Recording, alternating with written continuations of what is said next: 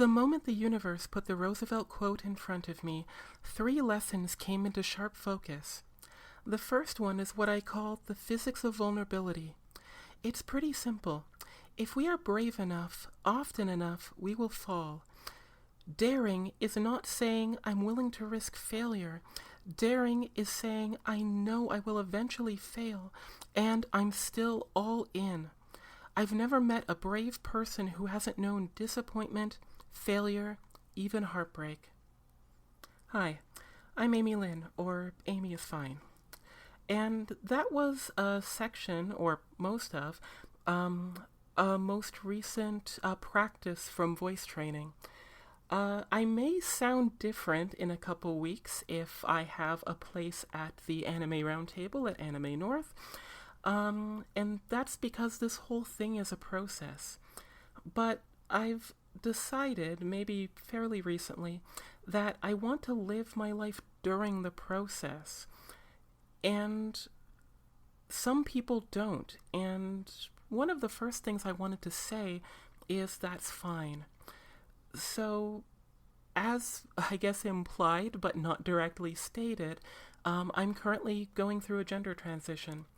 And transgender people are so diverse in the way we transition, when, how, why. Detransitioning is a thing and should be valid if it is approached in good faith, and realizing why that happens. But even amongst trans men, trans women, non-binary people, there is so much variety in what we do, what we don't do, how we say it, when we say it, and all of that kind of, all of those kind of things.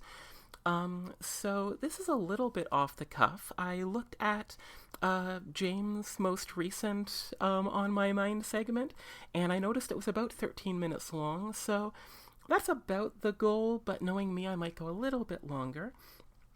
I guess first, I'll talk a little bit about my feelings in place being here as a podcast participant, or at least a hopeful one.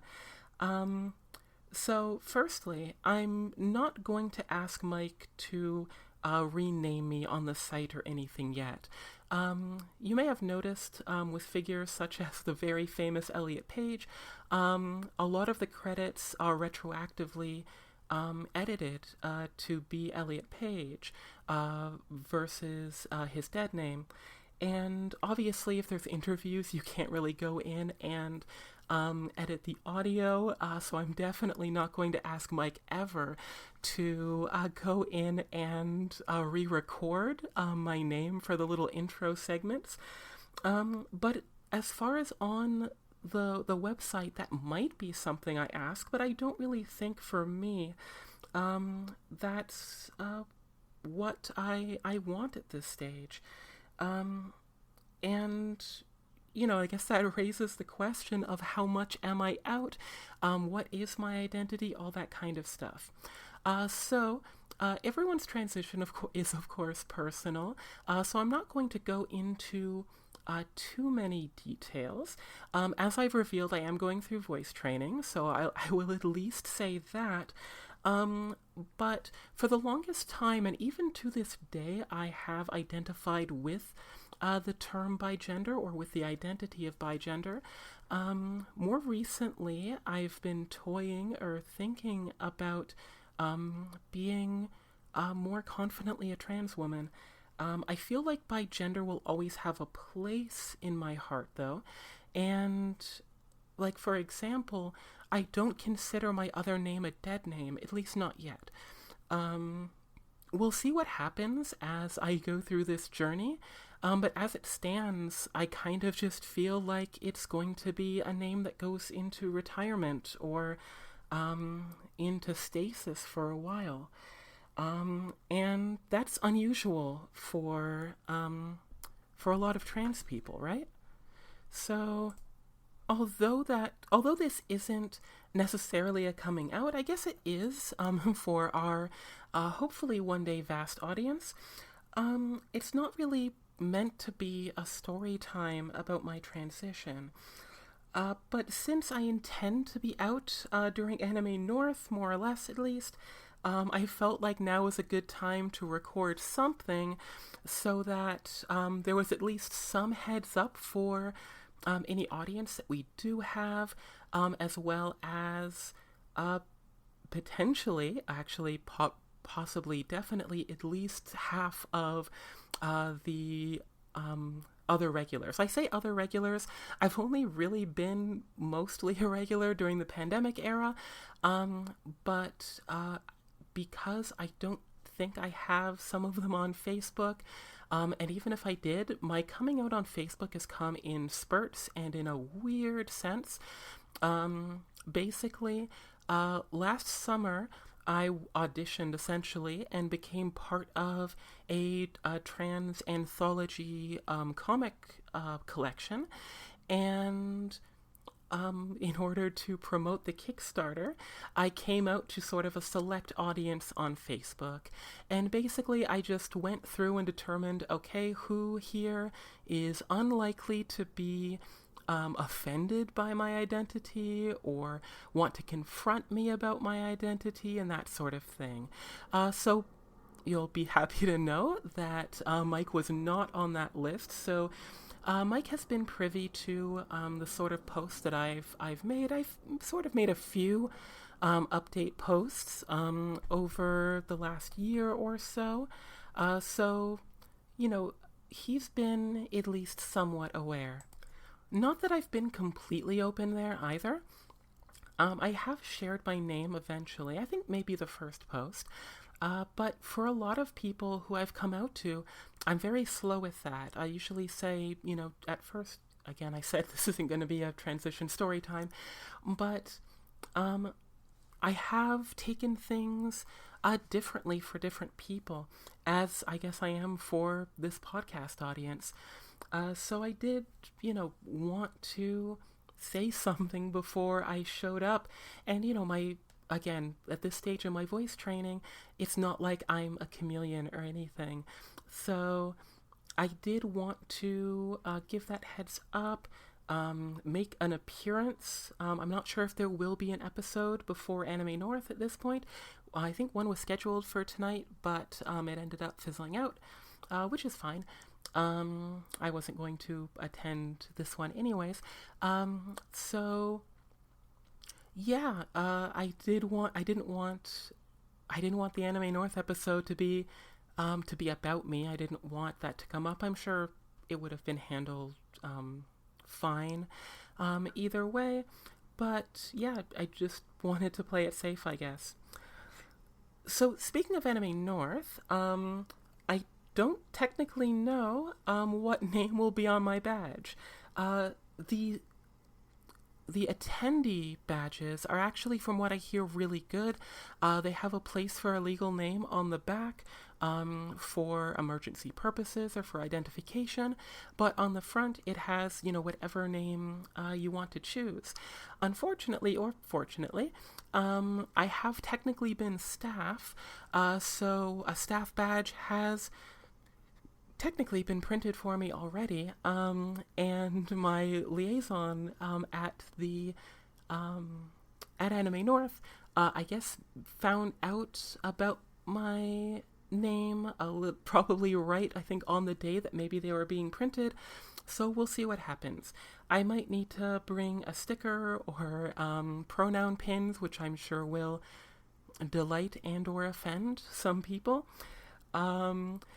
My name will ideally be a little bit awkward due to, hopefully, I have 2 weeks left, so we'll see, cosplaying a Sonic character, at least a Gachinka, who is not Amy Rose. So, yeah, that could get a little bit confusing, but I just hope that I finish. Weeks are hard to come by at this time of year, but we'll see what happens. So I did want to reflect a little bit, and I guess I'm curious if any of the audience members may have seen my transition coming. I look back at my first appearance, which I dug through the archive to find, and it was April 8th, 2008, where I was defending North American cartoons against Adam, who had some sort of idea that the 80s were some glorious time for animation from North America, and everything went downhill from there. So I decided to remind him and hopefully the audience of Pinky and the Brain and Gargoyles and Batman and all those kind of good stuff. Not to mention, I think by that point, Avatar, The Last Airbender had been out. Yeah, so that's a very fond memory because I was incredibly nervous due to Adam's charisma, but I felt passionately to defend some of the cartoons of my youth and early adulthood. Eventually, so that was, I don't think I had that many appearances actually at the old recording location at York University. I did appear, I think, on a few Anime North episodes here and there, and then finally, pretty much during the pandemic era, I've been at least almost a regular, if not a regular, definitely by the second half of the pandemic era. I think I've been on most of the regular shows at least. But, my topics of expertise kind of shifted from North American cartoons to reflecting on my experience living and then visiting Japan, living in and then visiting Japan.